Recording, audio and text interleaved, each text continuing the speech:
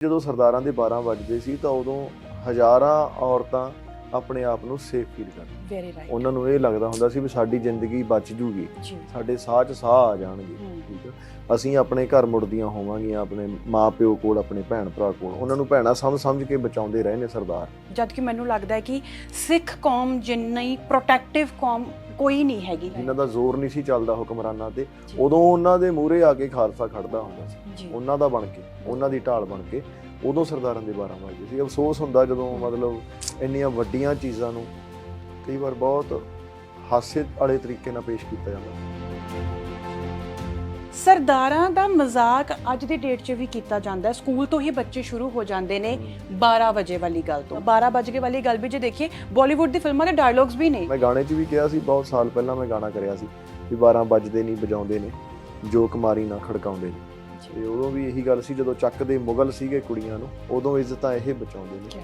ਨਾਦਰ ਸ਼ਾਹ ਪੁੱਛਦਾ ਸੀ, ਦੱਸੋ ਕੌਮ ਕਿਹੜੀ ਏ ਡਾਢੀ, ਮੂਹਰੇ ਕੁਰਬਾਨੀ ਲਈ ਡਿਪਲੋਮੈਸੀ ਦੇ ਵਿੱਚ ਫਾਡੀ। ਅਸੀਂ ਪੁੱਤ ਸਰਦਾਰਾਂ ਦੇ, ਬੱਲਿਆ ਗੜ੍ਹ ਪਛਾਣ ਹੈ ਸਾਡੀ। ਉਦੋਂ ਵੀ ਇਹ ਗਾਣਾ ਵੀ ਕਰਿਆ ਸੀ। ਉਦੋਂ ਵੀ ਮਤਲਬ ਮਸਤਾਨੇ ਤੇ ਕੱਦੇ ਲੱਗੇ ਹੋਏ ਆ। ਉਹ ਤੋਂ ਬਾਅਦ ਮਸਤਾਨੇ ਸ਼ੁਰੂ ਹੋ ਗਈ ਸੀ ਗਾਣੇ ਤੋਂ ਬਾਅਦ।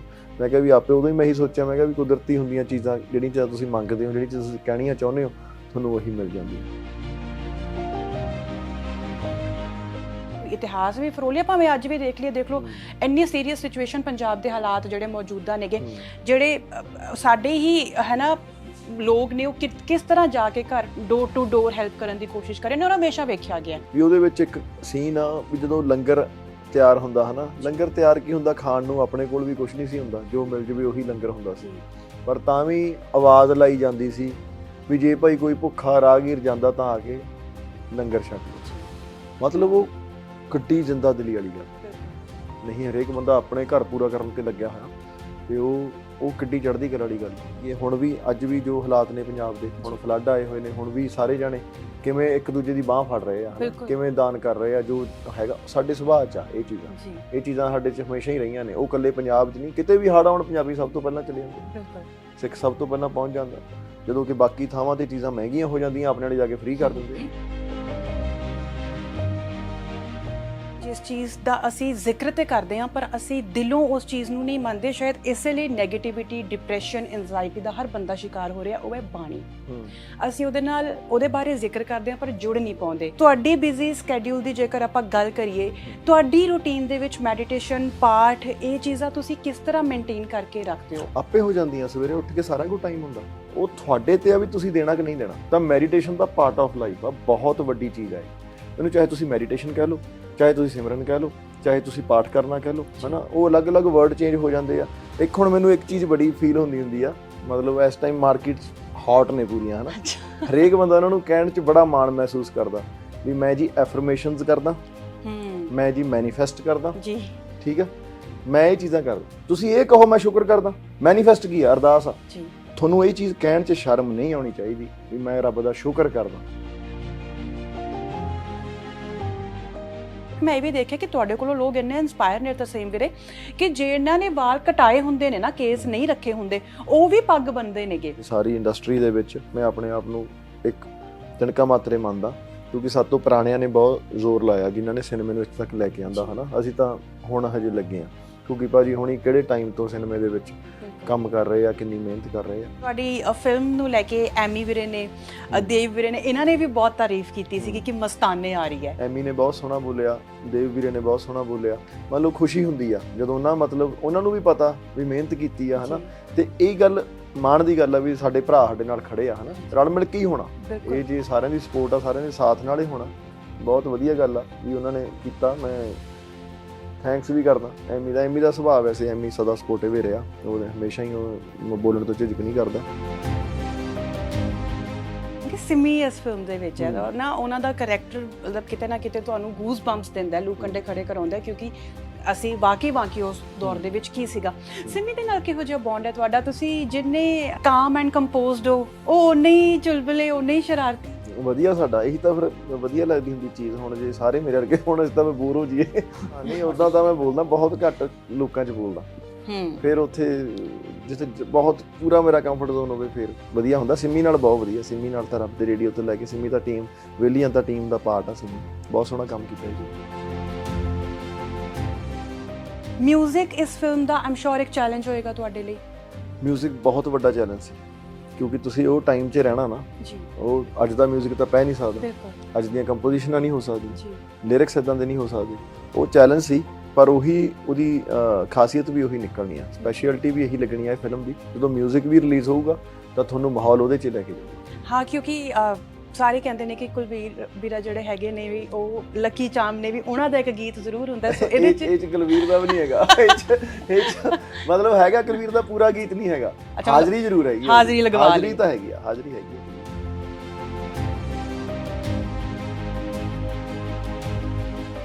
ਬਜਟ ਦੇ ਬਾਰੇ ਅਸੀਂ ਜ਼ਰੂਰ ਗੱਲ ਕਰਨੀ ਚਾਹਾਂਗੇ, ਕਿਉਂਕਿ ਬਹੁਤ ਜ਼ਿਆਦਾ ਡੀਪ ਰਿਸਰਚ ਕੀਤੀ ਗਈ ਹੈ ਉਸ ਨੂੰ ਲੈ ਕੇ, ਉਹ ਚੀਜ਼ਾਂ ਵੇਖ ਕੇ ਪਤਾ ਹੀ ਲੱਗਦਾ ਹੈ। ਚੱਲ ਮੈਨੂੰ ਪਤਾ ਵੀ ਹਜੇ ਤੱਕ ਅਸੀਂ ਆਲਮੋਸਟ 15-16 ਹਜ਼ਾਰ ਦੇ ਨੇੜੇ ਖੜੇ ਆ। ਇਹ ਐਕਚੁਅਲ ਬਜਟ ਹੈ ਮਤਲਬ ਹਜੇ ਤੱਕ ਐਡੀ ਵੱਡੀ ਫਿਲਮ ਦਾ, ਹਜੇ ਤੱਕ ਲੱਗ ਗਿਆ ਤੇ ਹੋਰ ਲੱਗ ਜੂਗਾ। ਇਹਦਾ ਕਾਰਨ ਕੀ ਆ? ਇਹ ਜੇ ਕੋਈ ਵੀ ਹੋਰ ਸ਼ਾਇਦ ਬਣਾਉਂਦਾ ਜੀ ਬਿਨਾਂ ਪ੍ਰੈਪਰੇਸ਼ਨ ਤੋਂ ਬਣਾਉਂਦਾ ਤਾਂ ਇਹ 40 ਤੋਂ 50 ਕਰੋੜ ਦੀ ਫਿਲਮ ਮੈਂ ਤਾਂ ਹੀ ਤਾਂ ਦੋਰੀ ਵਾਰੀ ਪੁੱਛਿਆ ਵੀ ਕਿੰਨੇ। ਅਸੀਂ ਜੋ ਸ਼ੂਟ ਕਰਨਾ ਉਹੀ ਡਿਜ਼ਾਈਨ ਕਰਨਾ, ਉਹੀ ਸ਼ੂਟ ਕਰਨਾ, ਉਹੀ ਪਹਿਲਾਂ 3D ਦੇ ਵਿੱਚ ਸੈੱਟ ਰੈਡੀ ਕੀਤੇ ਗਏ ਤੇ ਉਹੀ ਸੈੱਟ ਬਣਾਏ ਗਏ ਜੀ। ਜਿੰਨੀ ਲੋੜ ਸੀ ਉਹਨੇ ਹੀ ਬਣਾਏ ਗਏ। ਉਸ ਤੋਂ ਬਾਅਦ ਜਿੰਨਾ VFX ਦਾ ਲੋੜ ਆ ਉਨਾ ਹੀ ਕੀਤਾ ਗਿਆ। ਕੋਈ ਐਕਸਟਰਾ ਸ਼ਾਟ 'ਚ VFX ਨਹੀਂ ਕਰਾਇਆ, ਕੋਈ ਐਕਸਟਰਾ ਸ਼ੂਟ ਨਹੀਂ ਕੀਤਾ, ਵੇਸਟੇਜ ਨਹੀਂ ਹੈਗੀ ਇਹ 'ਚ ਪੈਸੇ ਦੀ। ਵੀ ਗੱਲ ਹੋ ਰਹੀ ਸੀ ਮਨਪ੍ਰੀਤ ਵੀਰੇ ਨਾਲ ਕਿ ਉਹਨਾਂ ਨੇ ਤਾਂ ਸ਼ਰਨ ਵੀਰੇ ਨੇ ਮਤਲਬ ਚੀਜ਼ਾਂ ਇਕੱਠੀਆਂ ਕਰਨ ਦੇ ਲਈ ਵੀ ਖੁਦ ਵਾਹ ਲਾਈ ਆ, ਤਾਂ ਹੀ ਉਹੀ ਪੈਸੇ ਬਚਾਏ ਆ ਨਾ ਅਸੀਂ। ਤਾਂ ਇਹਦੇ ਵਿੱਚ ਇਹ ਸੀ ਜੋ ਸੋਚਿਆ ਹੋਇਆ ਸੀ ਉਹਦੇ ਲਈ ਕੱਪੜੇ ਲੈਣ ਮਨਪ੍ਰੀਤ ਸ਼ਰਨ ਇਹ ਇਕੱਠੇ ਜਾਣਾ, ਇਹਨਾਂ ਨੇ ਲੈਦਰ ਤੱਕ ਇਹਨਾਂ ਨੇ ਆਪ ਲਿਆ ਲੱਭ ਕੇ, ਪ੍ਰੌਪ ਤੱਕ ਰਾਜਸਥਾਨ ਜਾ ਕੇ ਆਪ ਲੱਭੀ ਆ। ਹੁਣ ਇੱਕ ਘਰ ਆ, ਤੁਸੀਂ ਇੱਕ ਘਰ ਬਣਾਉਣ ਲੱਗੋ, ਤੁਸੀਂ ਇੱਕ ਸਾਰੇ ਓਕੇ ਬੁਕੇ ਘਰ ਦਾ ਠੇਕਾ ਦੇ ਦਿਓ। ਹਾਂਜੀ, ਇੱਕ ਤੁਸੀਂ ਘਰ ਆਪ ਬਣਾ ਲਵੋ। ਜੇ ਤੁਸੀਂ ਉਹਦਾ ਕਰੋੜ ਰੁਪਏ ਬਜਟ ਰੱਖਿਆ ਤਾਂ ਤੁਹਾਡਾ 30 ਲੱਖ ਬਚ ਜਾਊਗਾ ਆਪ ਬਣਾਉਣ ਤੇ ਠੇਕਾ ਦੇਣ, ਜਦੋਂ ਕਿ ਕੁਆਲਿਟੀ ਸ਼ਾਇਦ ਤੁਸੀਂ ਜ਼ਿਆਦਾ ਕਰ ਲਓਗੇ। ਸੇਮ ਚੀਜ਼ ਅਸੀਂ ਫਿਲਮ 'ਚ ਕੀਤੀ ਹੈ।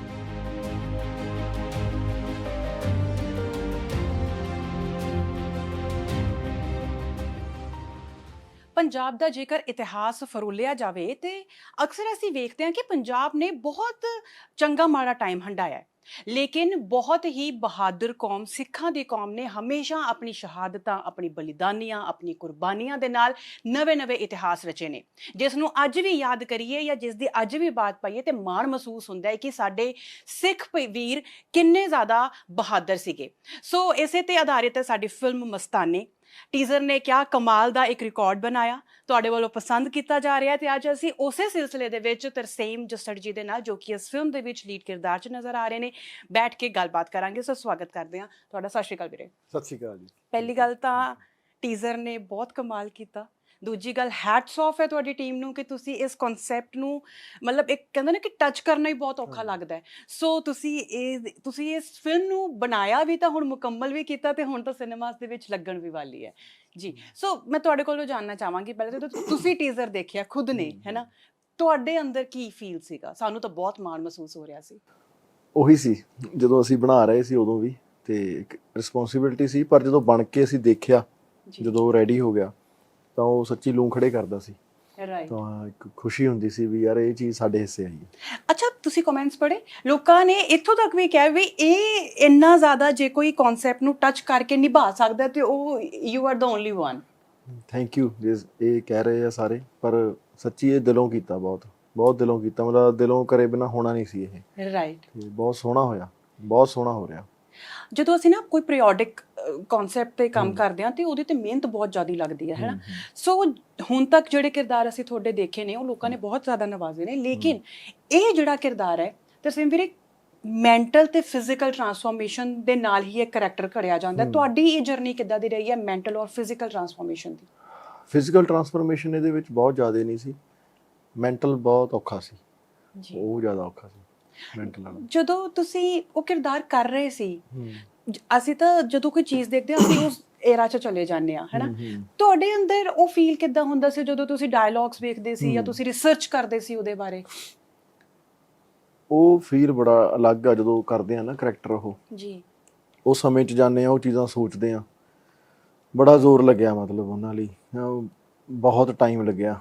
ਤੇ ਉਹ ਇਹ ਕਿਰਦਾਰ ਦੇ ਵਿੱਚ ਜਾਣ ਲਈ, ਇਹਨੂੰ ਕਰਨ ਲਈ ਔਖਾ ਸੀ, ਬਹੁਤ ਜ਼ਿਆਦਾ ਔਖਾ ਸੀ, ਪਰ ਇੱਕ ਸਬਰ ਹੋਇਆ ਬਹੁਤ, ਇਹਨੂੰ ਕਰਕੇ ਸਬਰ ਮਿਲਿਆ ਜੀ। ਤੇ ਕਿਉਂਕਿ ਉਹ ਟਾਈਮ ਪੀਰੀਅਡ ਦੇ ਵਿੱਚ ਜਾਣਾ, ਉਹਨੂੰ ਉਹ ਚੀਜ਼ਾਂ ਸਮਝਣਾ। ਇਹਦੇ ਵਿੱਚ ਅਗਲੀ ਗੱਲ ਇਹ ਆ ਵੀ ਕਹਾਣੀ ਇਹ ਵੀ ਨਹੀਂ ਵੀ ਇੱਕ ਕਿਰਦਾਰ ਆ, ਹਾਂਜੀ, ਇਹ 'ਚ ਕਿਰਦਾਰ ਵੀ ਡਿਊਲ ਨੇ ਜੀ।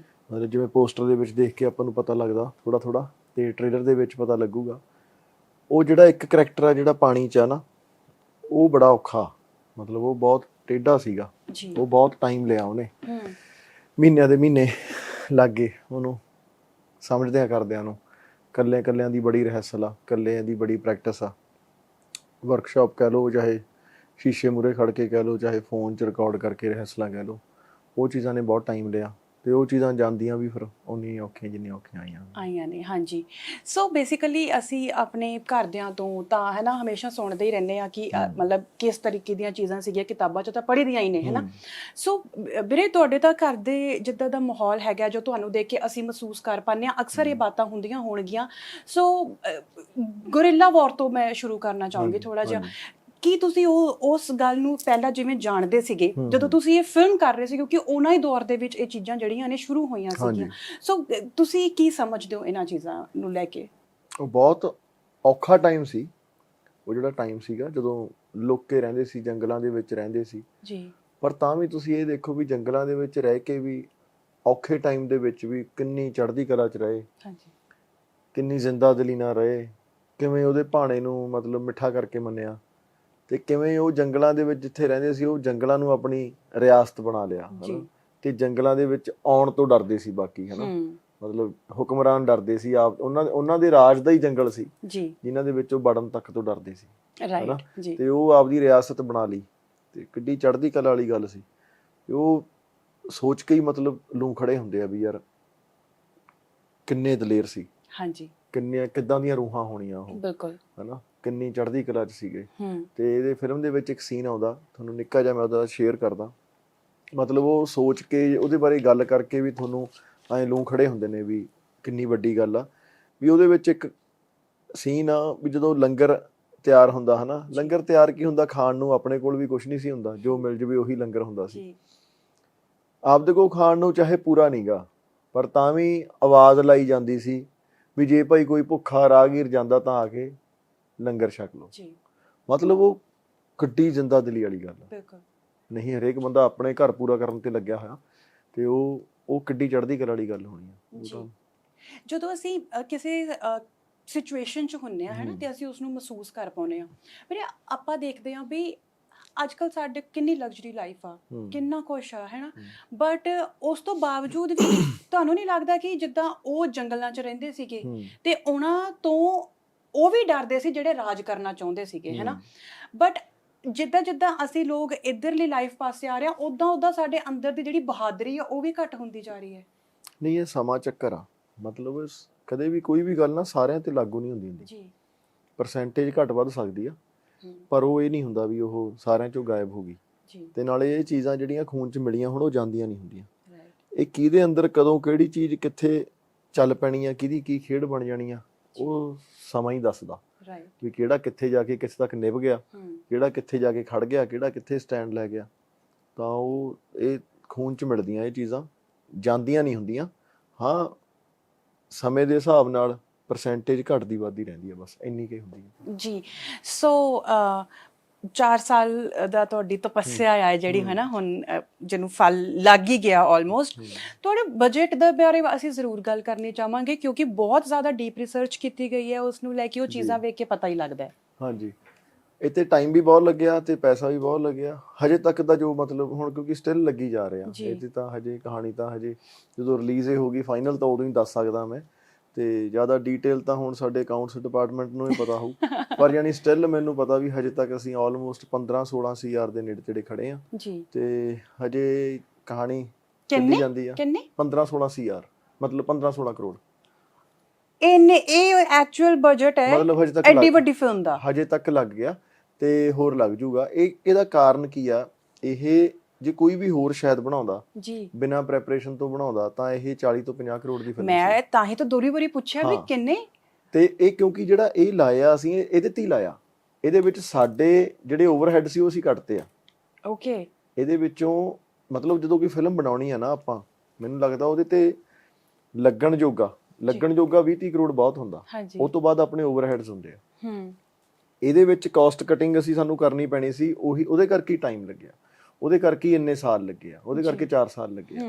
ਜੇ ਅਸੀਂ ਸਿਰਫ ਇਹਨੂੰ ਇਹ ਹੁੰਦਾ ਵੀ ਹਾਂ ਇਦਾਂ ਦੀ ਬਣਾਉਣੀ ਆ, ਆਪਾਂ ਸ਼ੁਰੂ ਕਰ ਲਓ, ਇਹ ਨਹੀਂ ਹੋਇਆ ਤਾਂ ਇਹ ਕਰ ਲਓ, ਇਹ ਨਹੀਂ ਹੋਇਆ ਤਾਂ ਇਹ ਕਰ ਲਓ, ਇਹਦੇ ਵਿੱਚ ਸਾਡੇ ਕੋਲ ਇਹ ਚੀਜ਼ਾਂ ਦੀ ਲਿਬਰਟੀ ਨਹੀਂ ਸੀਗੀ। ਅਸੀਂ ਜੋ ਸ਼ੂਟ ਕਰਨਾ ਉਹੀ ਡਿਜ਼ਾਈਨ ਕਰਨਾ, ਉਹੀ ਸ਼ੂਟ ਕਰਨਾ, ਉਹੀ ਪਹਿਲਾਂ 3D ਦੇ ਵਿੱਚ ਸੈੱਟ ਰੈਡੀ ਕੀਤੇ ਗਏ ਤੇ ਉਹੀ ਸੈੱਟ ਬਣਾਏ ਗਏ ਜੀ। ਜਿੰਨੀ ਲੋੜ ਸੀ ਉਹਨੇ ਹੀ ਬਣਾਏ ਗਏ। ਉਸ ਤੋਂ ਬਾਅਦ ਜਿੰਨਾ VFX ਦਾ ਲੋੜ ਆ ਉਨਾ ਹੀ ਕੀਤਾ ਗਿਆ। ਕੋਈ ਐਕਸਟਰਾ ਸ਼ਾਟ 'ਚ VFX ਨਹੀਂ ਕਰਾਇਆ, ਕੋਈ ਐਕਸਟਰਾ ਸ਼ੂਟ ਨਹੀਂ ਕੀਤਾ। ਮੰਨ ਲਓ ਜਿਹੜਾ ਨੈਚੁਰਲ ਕੁਦਰਤ ਵੱਲੋਂ ਮਤਲਬ ਨੇਚਰ ਵੱਲੋਂ ਸਾਨੂੰ ਜਿਹੜੇ ਚੈਲੰਜਸ ਆਏ, ਵੈਦਰ ਦੇ ਆਏ, ਉਨਾ ਹੀ ਵੇਸਟ ਹੋਇਆ ਬਸ ਸਾਡੇ ਦਿਨ। ਉਹ ਤੋਂ ਬਿਨਾਂ ਅਸੀਂ ਵੇਸਟ ਕੁਝ ਨਹੀਂ ਕੀਤਾ। ਜਿੰਨਾ ਸ਼ੂਟ ਕੀਤਾ ਫਿਲਮ ਚਲਾਇਆ। ਮਤਲਬ ਉਹ ਚੀਜ਼ਾਂ ਨੂੰ ਕੈਲਕੂਲੇਟ ਕਰਕੇ ਰੱਖਣ ਦਾ ਤੇ ਬਜਟ 'ਚ ਰੱਖਣ ਲਈ ਸਾਨੂੰ ਇਹੀ ਮਿਹਨਤ ਜ਼ਿਆਦਾ ਕਰਨੀ ਪਈ। ਵੇਸਟੇਜ ਨਹੀਂ ਹੈਗੀ ਇਹ 'ਚ ਪੈਸੇ ਦੀ, ਇਹ 'ਚ ਸਾਡੇ ਓਵਰਹੈਡਸ ਨਹੀਂ, ਇਹ 'ਚ ਮੇਰੀ ਕੋਈ ਮਤਲਬ ਓਵਰਹੈਡਸ ਨਹੀਂ, ਮੰਨ ਲਓ ਕਿਸੇ ਹੋਰ ਆਰਟਿਸਟ ਦੇ ਓਵਰਹੈਡਸ ਨਹੀਂ ਹੈਗੇ ਫਾਲਤੂ ਦੇ, ਕੋਈ ਬਿਨਾਂ ਗੱਲ ਤੋਂ ਜਿਹੜੀਆਂ ਪੈਸਾ ਵੇਸਟ ਨਹੀਂ ਕੀਤਾ, ਇਹ ਸਿਰਫ ਲਾਇਆ ਗਿਆ। ਹੁਣ ਇਹ ਕਹਾਣੀ ਕਿੱਥੇ ਜਾ ਕੇ ਨਿਬੜਦੀ ਆ ਉਹ ਦੇਖਦੇ ਆ, ਪਰ ਇਹ ਸਾਰਾ ਜਿਹੜਾ ਉੱਤੇ ਲੱਗਿਆ ਜੈਨੂਇਨਲੀ ਉਹ ਫਿਲਮ ਤੇ ਹੀ ਲੱਗਿਆ। ਹੈਟਸ ਆਫ ਹੈ ਜੋ ਤੁਸੀਂ ਇਹਨੇ ਦੇ ਵਿੱਚ ਐਡੇ ਵੱਡੇ ਕੈਨਵਸ ਦੀ ਫਿਲਮ ਬਣਾਈ ਹੈ। ਸੋ ਪ੍ਰਾਊਡ ਵਾਲੀ ਗੱਲ ਹੈ ਸਾਡੀ ਇੰਡਸਟਰੀ ਦੇ ਲਈ। ਯੂਜੂਅਲੀ ਅਸੀਂ ਦੇਖਦੇ ਹਾਂ ਜਿਹੜੀ ਜਰਨੀ ਹੁੰਦੀ ਹੈ ਉਹ ਟੀਮ ਦੀ ਹੁੰਦੀ ਹੈ ਨਾ। ਆਰਟ ਡਾਇਰੈਕਟਰ ਹੁੰਦਾ ਤੁਹਾਡੇ ਕੋਲ ਕੀ ਕਹਿੰਦੇ ਆ ਵੱਖਰੇ ਵੱਖਰੇ ਬੰਦੇ ਹੁੰਦੇ ਨੇ ਜੋ ਐਡਾ ਵੱਡਾ ਕਰਦੇ ਨੇ। ਤੁਹਾਡੀ ਖੁਦ ਦੀ ਟੀਮ ਨਹੀਂ ਜਿਹੜਾ ਪੂਰਾ ਵੀ ਗੱਲ ਹੋ ਰਹੀ ਸੀ ਮਨਪ੍ਰੀਤ ਵੀਰੇ ਨਾਲ ਕਿ ਉਹਨਾਂ ਨੇ ਤਾਂ ਸ਼ਰਨ ਵੀਰੇ ਨੇ ਮਤਲਬ ਚੀਜ਼ਾਂ ਇਕੱਠੀਆਂ ਕਰਨ ਦੇ ਲਈ ਵੀ ਖੁਦ ਵਾਹ ਲਾਈ ਆ। ਤਾਂ ਹੀ ਉਹੀ ਪੈਸੇ ਬਚਾਏ ਆ ਨਾ ਅਸੀਂ। ਜੇ ਹੁਣ ਆਪਾਂ ਇਹਦੇ ਵਿੱਚ ਇਹ ਕਹਦੇ ਵੀ ਤੁਸੀਂ ਇਹ ਕੱਪੜਾ ਵੀ ਕੋਈ ਹੋਰ ਸਾਨੂੰ ਲਿਆ ਕੇ ਦੇ ਰਿਹਾ, ਸਾਰੀਆਂ ਚੀਜ਼ਾਂ ਹੋਰ ਕਰ ਰਿਹਾ, ਤਾਂ ਓਬਵੀਅਸਲੀ ਸਾਰਿਆਂ ਨੇ ਆਪਣੇ ਖਰਚੇ ਲੈਣੇ ਆ ਹਨਾ। ਤਾਂ ਇਹਦੇ ਵਿੱਚ ਇਹ ਸੀ ਜੋ ਸੋਚਿਆ ਹੋਇਆ ਸੀ ਉਹਦੇ ਲਈ ਕੱਪੜੇ ਲੈਣ ਮਨਪ੍ਰੀਤ ਸ਼ਰਨ ਇਹ ਇਕੱਠੇ ਜਾਣਾ, ਇਹਨਾਂ ਨੇ ਲੈਦਰ ਤੱਕ ਇਹਨਾਂ ਨੇ ਆਪ ਲਿਆ ਲੱਭ ਕੇ, ਪ੍ਰੋਪ ਤੱਕ ਰਾਜਸਥਾਨ ਜਾ ਕੇ ਆਪ ਲੱਭੀ ਆ। ਉਹ ਤੋਂ ਬਾਅਦ ਜਦੋਂ ਸ਼ਸਤਰ ਰੈਡੀ ਹੋਣੇ ਸੀਗੇ, ਸ਼ਸਤਰ ਅਸੀਂ ਐਜ਼ ਇਟ ਇਜ਼ ਕਿਤੋਂ ਲੈਨੇ ਆ, ਹਾਇਰ ਕਰਦੇ ਆ, ਉਹ ਅਲੱਗ ਕਾਸਟ ਪੈਂਦੀ ਸੀ ਉਹਦੀ। ਤੇ ਉਹ ਤੋਂ ਬਾਅਦ ਵੀ ਫਿਰ ਟੁੱਟ ਭੱਜ ਬਹੁਤ ਹੁੰਦੀ ਆ ਜਦੋਂ ਸ਼ਸਤਰ ਯੂਜ਼ ਹੋਣੇ ਆ, ਟੁੱਟਣੇ ਵੀ ਆ ਹਨਾ ਤੇ ਨਵੇਂ ਬਣਨੇ ਆ। ਫਿਰ ਅਸੀਂ ਉਹ ਵੀ ਸੋਚਿਆ ਵੀ ਉਹਦਾ ਕੀ ਕਰੀਏ, ਫਿਰ ਉਹਦੀਆਂ ਡਾਈਆਂ ਰੈਡੀ ਕੀਤੀਆਂ, ਸਾਰੇ ਆਪ ਰੈਡੀ ਕੀਤੇ, ਫਿਰ ਉਹਨਾਂ ਦੀ ਕਾਸਟ ਕੱਢੀ ਵੀ ਇਹ ਕਿੰਨੇ ਦੀ ਪੈਂਦੀ ਆ। ਫਿਰ ਉਹ ਸਾਰੇ ਕਰਕੇ ਫਿਰ ਉਹ ਡੇਲੀ ਰੈਡੀ ਹੁੰਦੇ ਸੀ, ਫਿਰ ਉਹਨਾਂ ਦੀ ਏਜਿੰਗ ਹੁੰਦੀ ਸੀ, ਫਿਰ ਉਹ ਮਤਲਬ ਤਾਮਝਾਮ ਇੰਨਾ ਜ਼ਿਆਦਾ ਸੀਗਾ। ਉੱਦਾਂ ਹੀ ਕੱਪੜੇ, ਸਾਰੇ ਕੱਪੜੇ ਕਸਟਮਾਈਜ਼ ਕੀਤੇ, ਰੈਡੀ ਕੀਤੇ, ਹਰੇਕ ਚੀਜ਼ ਆਪ ਬਣਾਈ। ਮਤਲਬ ਉਹਨਾਂ ਚੀਜ਼ਾਂ ਨੂੰ ਤਾਂ ਆਪ ਕਰਿਆ, ਇੰਨੀ ਹੈਡੇਕ। ਹੁਣ ਇੱਕ ਘਰ ਆ, ਤੁਸੀਂ ਇੱਕ ਘਰ ਬਣਾਉਣ ਲੱਗੋ, ਤੁਸੀਂ ਇੱਕ ਸਾਰੇ ਓਕੇ ਬੁੱਕੇ ਘਰ ਦਾ ਠੇਕਾ ਦੇ ਦੇਵੋ, ਇੱਕ ਤੁਸੀਂ ਘਰ ਆਪ ਬਣਾ ਲਵੋ। ਜੇ ਤੁਸੀਂ ਉਹਦਾ ਕਰੋੜ ਰੁਪਏ ਬਜਟ ਰੱਖਿਆ ਤਾਂ ਤੁਹਾਡਾ 30 ਲੱਖ ਬਚ ਜਾਊਗਾ ਆਪ ਬਣਾਉਣ ਤੇ ਠੇਕਾ ਦੇਣ 'ਚ, ਜਦੋਂ ਕਿ ਕੁਆਲਿਟੀ ਸ਼ਾਇਦ ਤੁਸੀਂ ਜ਼ਿਆਦਾ ਕਰ ਲਓਗੇ। ਸੇਮ ਚੀਜ਼ ਅਸੀਂ ਫਿਲਮ 'ਚ ਕੀਤੀ ਆ। ਅਸੀਂ ਇਹ ਮਤਲਬ ਆਪ ਕੀਤੀ ਆ, ਹੱਥੀਂ ਬਣਵਾਇਆ ਹੋਇਆ, ਹੱਥੀਂ ਬਣਾਏ ਸੈੱਟ ਨੇ ਸਾਰੇ, ਕਿਤੇ ਲੇਬਰ ਤੋਂ ਲੈ ਕੇ ਹਰੇਕ ਚੀਜ਼ ਅਸੀਂ ਡਾਇਰੈਕਟਲੀ ਇਨਵੋਲਵਡ ਸੀਗੇ ਉਹਦੇ ਵਿੱਚ। ਕੋਈ ਇਹ ਨਹੀਂ ਹੈਗਾ ਕਿਸੇ ਤੇ ਛੱਡ ਕੇ, ਕਿਉਂਕਿ ਕੰਮ ਕੱਚਾ ਬਣਾ ਰਹੇ ਤੇ ਪੈਸੇ ਵੀ ਆਪਾਂ ਉਹੀ ਲਾਉਣੇ ਨੇ ਜਿਹੜੇ ਲੱਗਣੇ ਆ, ਵੇਸਟ ਨਹੀਂ ਕਰਨੇ। ਉਹ ਚੈਲੰਜਸ ਸੀਗੇ ਇਹ ਬਹੁਤ। ਅੱਛਾ, ਜਿੱਦਾਂ ਆਪਾਂ ਜਲਿਆਂਵਾਲੇ ਬਾਗ ਚਲੇ ਜਾਂਦੇ ਆ ਤੇ ਅਸੀਂ ਉੱਥੇ ਲੋਸਟ ਹੋ ਜਾਂਦੇ ਆ ਹਨਾ। ਮੈਂ ਜਿੱਦਾਂ ਪਹਿਲੇ ਵੀ ਕਿ ਸਾਡਾ ਮੈਂਟਲ ਉੱਥੇ ਹੀ ਇਨਵੋਲਵਡ ਹੋ ਜਾਂਦਾ ਹੈ, ਜਾਂ ਕਿਸੇ ਵੀ ਜਗ੍ਹਾ ਤੇ ਚਲ ਜਾਈਏ। ਜਦੋਂ ਤੁਸੀਂ ਕਾਸਟਿਊਮ ਪਾ ਕੇ ਤੇ ਜਦੋਂ ਤੁਸੀਂ ਅਸਤਰਾਂ ਨੂੰ ਸ਼ਸਤਰਾਂ ਨੂੰ ਫੜ ਕੇ ਸ਼ੂਟ ਕਰਦੇ ਸੀ, ਜਦੋਂ ਤੁਸੀਂ ਵੈਨਿਟੀ ਦੇ ਵਿੱਚ ਰੈਡੀ ਹੁੰਦੇ ਸੀ, ਪਹਿਲਾਂ ਤਾਂ ਜਦੋਂ ਤੁਸੀਂ ਫਸਟ ਟਾਈਮ ਆਪਣੇ ਆਪ ਨੂੰ ਇਸ ਅਟਾਇਰ ਦੇ ਵਿੱਚ ਦੇਖਿਆ, ਸੋ ਤੁਹਾਡੇ ਜਜ਼ਬਾਤ ਉਸ ਟਾਈਮ ਕੀ ਕਹਿੰਦੇ ਸੀ? ਤੁਹਾਡਾ ਫੀਲ ਕੀ ਸੀਗਾ? ਉਹ ਬਹੁਤ ਸੋਹਣਾ ਫੀਲ ਸੀ, ਉਹੀ ਫੀਲ ਸੀ ਜੋ ਉਹ ਪਾ ਕੇ ਆਉਣਾ ਚਾਹੀਦਾ ਜੀ। ਜਦੋਂ ਰੈਡੀ ਹੁੰਦੇ ਸੀ ਵੈਨਿਟੀ 'ਚ ਵੀ ਆਪਣੇ ਆਪ ਨੂੰ ਦੇਖਦੇ ਸੀ, ਤਾਂ ਵੈਨਿਟੀ ਦੇ ਵਿੱਚ ਵੀ ਮਾਹੌਲ ਉਦਾਂ ਦਾ ਹੀ ਹੁੰਦਾ ਸੀ। ਉਹੀ ਚੀਜ਼ਾਂ ਸੁਣੀਆਂ ਜਾਂਦੀਆਂ ਸੀ, ਉਦਾਂ ਦੀਆਂ ਚੀਜ਼ਾਂ, ਉਦਾਂ ਦੀਆਂ ਗੱਲਾਂ ਉਹੋ ਜਿਹੀਆਂ ਹੁੰਦੀਆਂ ਸੀ, ਮਾਹੌਲ ਉਹੋ ਜਿਹਾ ਹੁੰਦਾ ਸੀ। ਕਿਉਂਕਿ ਤੁਹਾਨੂੰ ਉਹ ਚੀਜ਼ ਆਪੇ ਫੀਲ ਦਿੰਦੀ ਆ ਜਦ ਤੁਸੀਂ ਉਦਾਂ ਰੈਡੀ ਹੁੰਦੇ ਹੋ ਨਾ। ਤੁਸੀਂ ਉਹ ਬਾਣਾ ਪਾ ਲੈਂਦੇ ਹੋ, ਉਹ ਦੇਖਦੇ ਹੋ, ਤੁਹਾਨੂੰ ਪੁਰਾਤਨ ਸਿੰਘ ਯਾਦ ਆ ਜਾਂਦੇ ਆ ਜੋ ਆਪਾਂ ਸਾਖੀਆਂ ਸੁਣਦੇ ਰਹੇ ਹਾਂ। ਉਹ ਸਿੰਘ ਯਾਦ ਆਉਂਦੇ ਆ ਤਾਂ ਉਹਨਾਂ ਵਾਲੀ ਫੀਲ ਲੈਣ ਦੀ ਕੋਸ਼ਿਸ਼ ਕੀਤੀ ਜਾਂਦੀ ਆ ਵੀ ਯਾਰ ਉਹ ਕਿਵੇਂ ਸੀਗੇ, ਕੀ ਸੀ। ਉਹ ਆਪੇ ਹੀ ਆਉਂਦੀ ਆ, ਤੁਹਾਨੂੰ ਆਪੇ ਮਹਿਸੂਸ ਹੋਣ ਲੱਗ ਜਾਂਦੀਆਂ ਉਹ ਤਰੰਗਾਂ। ਬਹੁਤ ਜ਼ਿਆਦਾ ਵਧੀਆ ਸੀ। ਬਿਲਕੁਲ ਸਹੀ ਗੱਲ ਹੈ। ਫਿਰ ਇੱਕ ਗੱਲ ਬਹੁਤ ਜ਼ਿਆਦਾ ਬਈ ਮਜ਼ਾਕ ਬਣਾਤੀ ਲੋਕਾਂ ਨੇ, ਜਦ ਕਿ ਮੈਨੂੰ ਲੱਗਦਾ ਹੈ ਕਿ ਸਿੱਖ ਕੌਮ ਜਿੰਨੀ ਪ੍ਰੋਟੈਕਟਿਵ ਕੌਮ ਕੋਈ ਨਹੀਂ ਹੈਗੀ ਹੈ ਨਾ। ਜੇ ਅਸੀਂ ਇਤਿਹਾਸ ਵੀ ਫਰੋਲੀਏ, ਭਾਵੇਂ ਅੱਜ ਵੀ ਦੇਖ ਲਓ ਇੰਨੀ ਸੀਰੀਅਸ ਸਿਚੁਏਸ਼ਨ ਪੰਜਾਬ ਦੇ ਹਾਲਾਤ ਜਿਹੜੇ ਮੌਜੂਦਾ ਨੇਗੇ, ਜਿਹੜੇ ਸਾਡੇ ਹੀ ਹੈ ਨਾ ਲੋਕ ਨੇ, ਉਹ ਕਿਸ ਤਰ੍ਹਾਂ ਜਾ ਕੇ ਘਰ ਡੋਰ ਟੂ ਡੋਰ ਹੈਲਪ ਕਰਨ ਦੀ ਕੋਸ਼ਿਸ਼ ਕਰੇ ਨੇ, ਉਹ ਹਮੇਸ਼ਾ ਵੇਖਿਆ ਗਿਆ। ਤੇ ਬਟ ਸਰਦਾਰਾਂ ਦਾ ਮਜ਼ਾਕ ਅੱਜ ਦੀ ਡੇਟ 'ਚ ਵੀ ਕੀਤਾ ਜਾਂਦਾ। ਸਕੂਲ ਤੋਂ ਹੀ ਬੱਚੇ ਸ਼ੁਰੂ ਹੋ ਜਾਂਦੇ ਨੇ 12 ਵਜੇ ਵਾਲੀ ਗੱਲ ਤੋਂ, ਜਦ ਕਿ ਇਹਦੇ ਪਿੱਛੇ ਦੀ ਹਿਸਟਰੀ ਇੰਨੀ ਕਮਾਲ ਦੀ ਹੈ ਕਿ ਕਿਸ ਤਰੀਕੇ ਦੇ ਨਾਲ ਸਾਨੂੰ ਜ਼ਿੰਦਗੀ ਦੇਣ ਦੇ ਲਈ ਉਹ 12 ਵਜੇ ਦੀ ਜਿਹੜੀ ਇੱਕ ਹਿਸਟਰੀ ਹੈ ਨਾ। ਮੈਂ ਜ਼ਰੂਰ ਚਾਹਾਂਗੀ ਕਿ ਪਲੀਜ਼ ਤੁਸੀਂ ਉਸ ਚੀਜ਼ ਨੂੰ ਜ਼ਰੂਰ ਅੱਗੇ ਲੈ ਕੇ ਆਓ, ਸੋ ਦੈਟ ਕਿ ਲੋਕਾਂ ਨੂੰ ਪਤਾ ਲੱਗੇ ਕਿ ਉਹ ਹਿਸਟਰੀ ਆ, ਉਹ ਮਜ਼ਾਕ ਦੀ ਗੱਲ ਨਹੀਂ ਹੈ। ਅਸਲ 'ਚ ਕਈ ਚੀਜ਼ਾਂ ਨਾ ਇੰਟਰਨੈਟ ਤੇ ਜਾਂ ਸੋਸ਼ਲ ਮੀਡੀਆ ਤੇ ਜਾਂ ਪ੍ਰਮੋਟ ਇੰਨੀਆਂ ਜ਼ਿਆਦਾ ਕਰ ਦਿੱਤੀਆਂ ਜਾਂਦੀਆਂ, ਉਹਨਾਂ ਦੀ ਜੜ ਹੀ ਨਹੀਂ ਲੱਭਦੀ। ਤੇ ਪਤਾ ਹੀ ਨਹੀਂ ਲੱਗਦਾ। ਉਹ ਹਰੇਕ ਬੰਦਾ ਇੱਕ ਬਸ ਲਹਿਰ ਦੇ ਵਿੱਚ ਉਦਾਂ ਹੀ ਫਾਰਵਰਡ ਕਰ ਦਿੰਦਾ, ਉਦਾਂ ਹੀ ਗੱਲ ਕਰ ਦਿੰਦਾ। ਹੁਣ ਸੋਸ਼ਲ ਮੀਡੀਆ ਤੇ ਹੁਣ ਵੀ ਇਹੀ ਆ ਵੀ ਮੰਨ ਲਓ ਕਿਸੇ ਵੀ ਚੰਗੀ ਚੀਜ਼ ਨੂੰ ਤੁਸੀਂ ਗਲਤ ਦਿਖਾਉਣਾ ਨਾ ਜੀ, ਤਾਂ ਉਹਦੇ ਪਿੱਛੇ ਪੈ ਕੇ ਜੇ 100 ਬੰਦਿਆਂ ਨੇ ਉਹਨੂੰ ਗਲਤ ਕਹਿਤਾ ਨਾ ਤਾਂ ਹੌਲੀ ਹੌਲੀ ਉਹਨੂੰ ਇਹ ਲੱਗਣ ਲੱਗ ਜੂ, ਅੱਧਿਆਂ ਨੂੰ ਡਾਊਟ ਹੋ ਜੂ ਵੀ ਯਾਰ ਸ਼ਾਇਦ ਗਲਤ ਹੋ ਸਕਦੀ ਆ, ਜੀ, ਤੇ ਜਿਨ੍ਹਾਂ ਨੂੰ ਨਹੀਂ ਪਤਾ ਉਹਨਾਂ ਨੇ ਕਹਿਣਾ ਵੀ ਹਾਂ ਇਹ ਗਲਤ ਆ। ਬਿਲਕੁਲ, ਉਦਾਂ ਹੀ ਇਹ 12 ਵਜੇ ਵਾਲਾ ਕਿੱਸਾ, ਜੀ, ਜਿਨ੍ਹਾਂ ਨੂੰ ਨਹੀਂ ਪਤਾ ਉਹਨਾਂ ਨੂੰ ਤਾਂ ਨਹੀਂ ਪਤਾ ਸੀ, ਪਰ ਜਿਨ੍ਹਾਂ ਨੂੰ ਪਤਾ ਸੀ ਜੀ, ਉਹਨਾਂ ਨੇ ਜਾਣਬੁੱਝ ਕੇ ਮਜ਼ਾਕ ਬਣਾ ਲਿਆ ਰਾਈਟ, ਕਈ ਥਾਵਾਂ ਤੇ।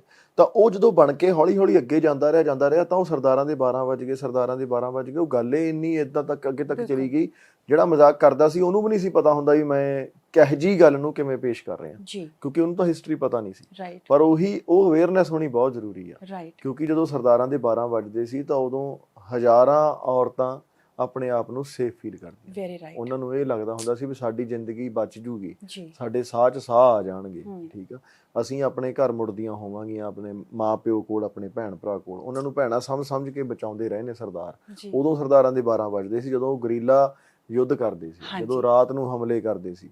ਲੜਦੇ ਕਿਹਨਾਂ ਲਈ ਸੀ?